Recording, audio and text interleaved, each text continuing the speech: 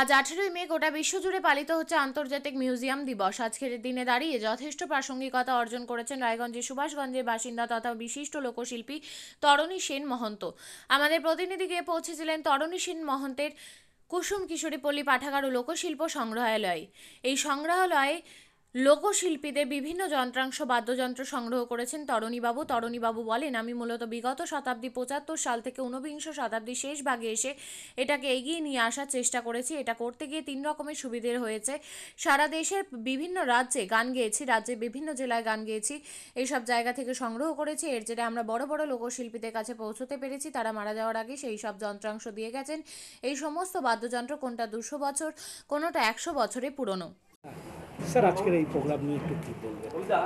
আজকে international museum day observe করা হচ্ছে আমাদের রাজ্য তথ্য সংস্কৃতি দপ্তরের উদ্যোগেতে। এর বিশেষত একটা গুরুত্ব আছে। আমাদের উত্তর দিনাজপুরের রায়গঞ্জেতে আমাদের একটা মিউজিয়াম রয়েছে, যেটা সব জায়গাতে নেই, এবং এই মিউজিয়ামেতে প্রচুর প্রত্নতাত্ত্বিক নিদর্শন যেগুলো সংরক্ষণ করা হয়েছে বিভিন্ন সময় বিভিন্ন জায়গা থেকে পাওয়া গেছে। এটার মূল উদ্দেশ্য থাকছে যে মানুষজনকে সচেতন করা। কারণ যেটা দেখা যায় যে অনেক সময় প্রত্নতাত্ত্বিক নিদর্শন আমরা পাই বিভিন্ন সরকারি কাজ করতে গিয়ে বা মাটি খুঁড়তে গিয়ে পাওয়া গেল, কিন্তু সেগুলো প্রকৃত সচেতনতা না থাকার জন্য মানুষ নষ্ট করে ফেলে বা সেগুলো কোনো কারণে ধ্বংস করে ফেলে।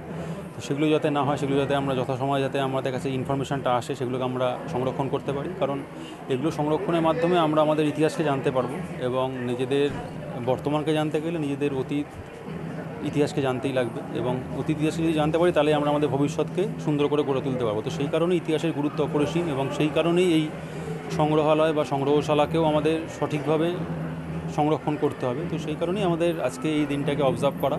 এবং আপনারা দেখতেই পাচ্ছেন যে আমাদের মিউজিয়াম আগে যেরকম ছিল এখন কিন্তু দিনকে দিন এর পরিবর্তন ঘটছে। এর অনেক কিছু এর মধ্যে আমরা ইনকর্পোরেট করেছি, ইনফ্রাস্ট্রাকচার ডেভেলপমেন্ট হয়েছে, এবং এখানে বিভিন্ন ধরনের সরকারি তরফে অনুষ্ঠানও করা হচ্ছে যাতে মানুষজন এই মিউজিয়াম সম্বন্ধে জানতে পারে। বিভিন্ন স্কুল কলেজ থেকে ছাত্রছাত্রীরা এখানে নিয়মিত ভিজিটে আসছেন, তারাও জানতে পারছেন যে এখানে একটা মিউজিয়াম রয়েছে এবং মিউজিয়ামে কী কী জিনিস রয়েছে, জেলার ইতিহাস সম্বন্ধে জানতে পারছেন, এবং মানুষজন ইতিহাস সম্বন্ধে আগ্রহীও হয়ে উঠছেন।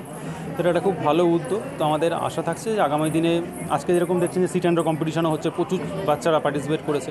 তো আমাদের এই আশা থাকছে যে, বা প্রত্যাশাও থাকছে বলতে পারি, বা এই বিশ্বাসও রয়েছে যে আগামী দিনে এই অনুষ্ঠান আরও বড় হবে এবং বিভিন্ন ধরনের সরকারি অনুষ্ঠানের মাধ্যমে মানুষ এখানকার ইতিহাসকেও জানতে পারবে, এবং এই মিউজিয়ামের যে জনপ্রিয়তা বৃদ্ধি পাবে। স্যার বলছি, আজকে কি কর্মসূচি আপনাদের? আজকে আপনারা জানেন আজকে 18 মে আন্তর্জাতিক সংগ্রহশালা দিবস। আমাদের সারা রাজ্যের সাথে আমাদের উত্তর দিনাজপুর জেলা সংগ্রহালয় আমাদের যে মিউজিয়াম কর্তৃপক্ষ রয়েছে তারা আজকে একটি সাংস্কৃতিক অনুষ্ঠান আলোচনা সভা আয়োজন করেছে। এর সাথে আমাদের রায়গঞ্জ বিশ্ববিদ্যালয় এবং রায়গঞ্জ সুরেন্দ্রনাথ মহাবিদ্যালয় থেকে প্রচুর ছাত্রছাত্রীরা এসেছেন। সুরেন্দ্রনাথ মহাবিদ্যালয়ের ছাত্রছাত্রীরা হরপ্পা সভ্যতার উপর একটি পোস্টার প্রেজেন্টেশনও করছেন। এছাড়া আমাদের আজকে বিভিন্ন ক্ষুদেরা এসেছেন, সেই ক্ষুদেরা স্থাপত্য দেখে তার চিত্রাঙ্কন করছেন। তো বিভিন্ন কর্মসূচির মাধ্যমে আজকে জেলা সংগ্রহালয়ে আন্তর্জাতিক সংগ্রহশালা দিবস উদযাপন করা হচ্ছে। এই সংগ্রহশালায় আরও কী করা যায় বলে আপনারা ধারণা করছেন? বিগত কয়েক বছরে জেলা প্রশাসনের উদ্যোগে আমাদের সংগ্রহশালায় বিভিন্ন আউটরিচ প্রোগ্রাম নিয়েছি যাতে জনসাধারণের সাথে জেলার মানুষের কাছে আমরা পৌঁছতে পারি। এছাড়াও আমাদের মিউজিয়ামে বিভিন্ন পরিকাঠামোগত উন্নয়ন হয়েছে, আপনারা দেখতে পাচ্ছেন।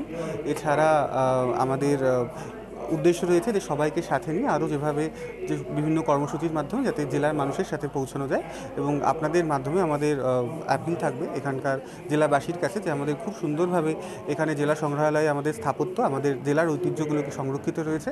আপনারা সকলে আসুন, কর্ণজোড়াতে রয়েছে আমাদের এই জেলা মিউজিয়াম, আসুন এবং ভ্রমণ করুন।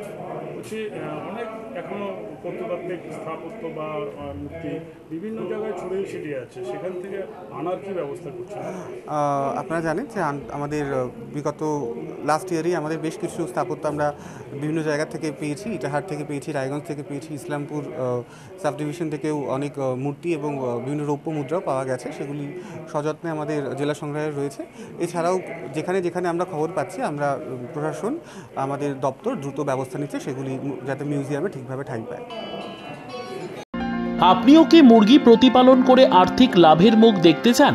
হরেক রকম প্রজাতির মুরগির শাবক লালন পালন করে বিক্রয় করে লাভবান হতে পারবেন খুব সহজেই। তাহলে আর চিন্তা নেই, আপনার জন্য প্রচেষ্টা নিয়ে এসেছে সেই সুযোগ। একই ফার্মে হরেক রকম প্রজাতির মুরগি পেয়ে যাবেন এখানে। এখানে রয়েছে করকনাথ মুরগি, এছাড়াও আছে গিনি, ফ্রিগেল, টার্কি দেশি, এছাড়াও কোয়েল মুরগির শাবক। পাইকারি এবং খুচরো বিক্রয় করা হয়। যারা মুরগি পালন করে লাভবান হতে চান তাদের সকলকে আহ্বান জানাই আমরা। আজই চলে আসুন আমাদের প্রতিষ্ঠানে। আমাদের ঠিকানা মহারাজাহাট, রায়গঞ্জ, উত্তর দিনাজপুর। মোবাইল নম্বর 8250428960, 8145717292, 9907063902। শিক্ষাই জাতির মেরুদণ্ড। ছোট ছোট শিশুদের প্রাথমিক শিক্ষা পরিপূর্ণ না হলে আগামীতে সেই শিশুরা সঠিক পথে চলতে গিয়ে হোঁচট খায়। শিশুদের এই শিক্ষার প্রয়োজনীয়তাকে সামনে রেখেই গত 1 বছর ধরে পরিষেবা দিয়ে চলেছে জিনিয়াস এডুকেয়ার একাডেমি। শিশুদের অত্যাধুনিক শিক্ষায় শিক্ষিত করে তোলার একমাত্র বিশ্বস্ত প্রতিষ্ঠান এই একাডেমি। এখানে অভিজ্ঞ শিক্ষক শিক্ষিকা দ্বারা যত্ন সহকারে মাতৃভাষা বাংলা মাধ্যমে পড়ুয়াদের শিক্ষা দেওয়া হয়। একেবারে খেলার ছলে বিনোদনমূলকভাবে বাচ্চাদের এখানে পাঠ দেওয়া হয়। পড়াশোনার পাশাপাশি বাচ্চাদের বিনোদনের ব্যবস্থাও রয়েছে এখানে। তাই আপনার বাচ্চাকে ছোট থেকে অভিনব শিক্ষায় শিক্ষিত করে মানুষের মতো মানুষ করে তুলতে হলে এই শিক্ষা প্রতিষ্ঠানের উপরে ভরসা করতেই হবে।